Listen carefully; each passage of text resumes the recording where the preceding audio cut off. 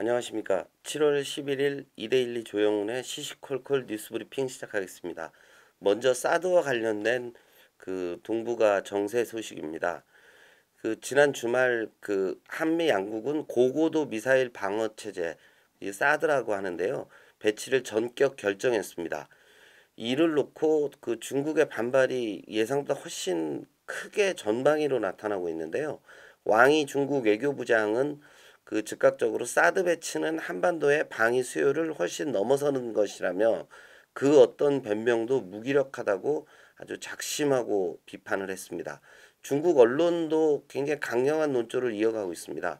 인민일보는 사설에서 덕에 의지하면 성하고 힘에 의지하면 망한다면서 극력 반발하고 있고요. 환구시보는 좀 더 나아가서 사드 배치를 추진한 정재계 인사들의 중국 입국을 금지해야 된다. 그들 가족의 기업을 제재해야 된다고 얘기를 하고 있습니다. 이런 가운데 사드 배치 지역으로 그 예상되고 있는 7곡 지역 주민들이 반대 시위에 나서고 있는데요. 조선일보는 제3의 지역에 사드가 배치될 것이라고 오늘 아침 신문에 보도를 했습니다. AIIB 아시아투자은행 부총재 자리는 결국 프랑스로 뺏기는 것 같습니다. 유일호 부총리가 AIIB 홍기택 부총재 후임의 한국인이 될 수 있도록 협조를 부탁했다고 얘기를 했는데요. 뭐 그날 저녁에 바로 AIIB에서 최고 위원관리자 홍기택 전 산업은행장이 그 자리에 있었는데요. 부총재 후임 공모를 했습니다. 그 자리를 국장급으로 강등을 했고요. 대신 최고 재무책임자 CFO 자리를 부총재로 격상하기로 했다고 합니다. 8일 한미가 사드 배치를 결정하자마자 AIIB 부총재 공고가 변경돼서 공고됐다는 점을 감안해 보면 과연 이게 오비락인지 결국은 국제기구의 낙하산 인사를 임용한 정부나 청와대의 책임은 없는 것이 아니지 않느냐 책임론이 커질 수밖에 없을 것 같습니다.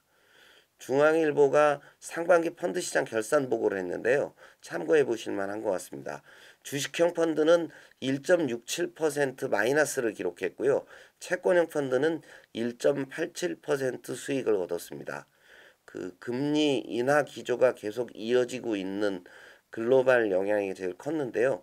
주식 혼합형은 상반기에 0.05%, 채권 혼합형은 0.43% 수익을 내서 주식 관련된 펀드의 수익이 대체로 좋지 않았습니다. 해외 채권형 펀드는 4.94% 수익을 거둬서 2위를 차지했는데요.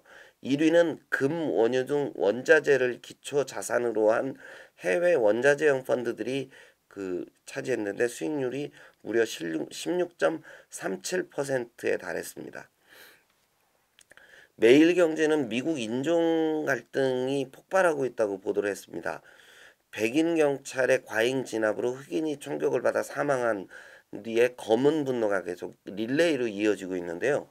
5일에 루이지아나에서 발생했고 6일에는 미네소타에서 흑인이 총격으로 사망하는 사건이 발생했습니다. 7일에는 워싱턴 등에서 대규모 흑인 시위가 있었고요. 8일에는 흑인이 경찰에 총격을 가하는 사건이 발생했습니다. 그리고 9일에 텍사스 휴스톤에서 흑인이 다시 경찰에 총격을 가하는 사건이 이어졌는데요. 오바마는 분열이 없다면서 대국민 설득에 나서고 있는데 미국 전역으로 번지는 양상이 심상치 않습니다. 그래서 일부에서는 단순하게 이런 흑백 문제가 아니고 미국 대선에까지 영향을 미치는 변수가 되는 것 아니냐 이런 얘기가 나오고 있습니다. 우리 생활 속의 뉴스를 하나 좀 볼 필요가 있을 것 같은데요.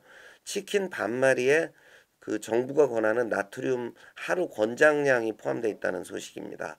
한국소비자원이 프랜차이즈 치킨 22개 제품의 영양 성분 분석 결과를 발표를 했는데요.